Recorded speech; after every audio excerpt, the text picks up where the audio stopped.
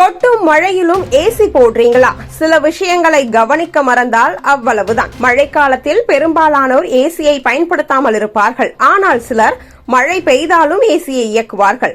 அதில் தவறு எதுவும் இல்லை. ஆனால் அந்த நேரத்தில் சில முக்கியமான விஷயங்களை கவனித்தால்தான் ஏசி நீண்ட நாள் நன்றாக இருக்கும். மழை நேரத்தில் காற்றிலும் வீட்டின் உள்ளும் வெளியும் அதிக ஈரப்பதம் இருக்கும்.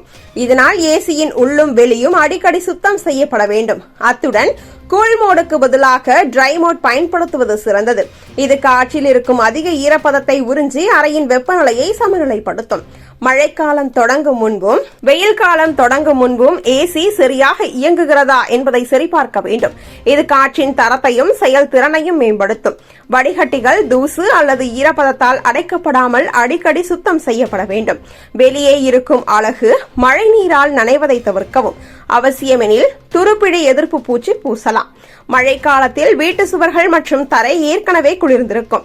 எனவே ஏசியை நாள் முழுவதும் இயக்காமல் தேவைக்கேற்ப சில மணிகள் மட்டுமே பயன்படுத்துங்கள். வெளியில் குளிர்ந்த காற்று இருப்பதால் வெப்பநிலையை மிகவும் குறைத்து வைக்க வேண்டியதில்லை. ட்ரை மோட் பயன்பாடு மழை காலத்திற்கு ஏற்றது. மழைக்காலத்தில் அடிக்கடி மின்வெட்டுகள் ஏற்படும். அதனால் ஏசிக்கு ஸ்டெபிளைசர் அவசியம்.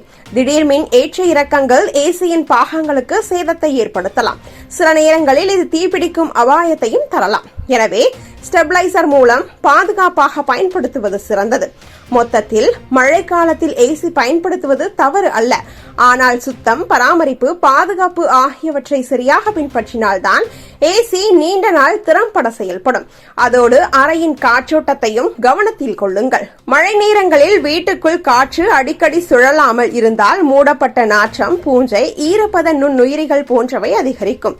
இதை தவிர்க்க தினமும் ஒரு நேரம் ஏசியை அணைத்து ஜன்னல்கள் அல்லது கதவுகளை திறந்து சில நிமிடங்கள் இயற்கை காற்றை உள்ளே அனுமதிக்கவும். அதனால் அறைக்குள் புதிய ஆக்சிஜன் கலந்த காற்று சுழலும்.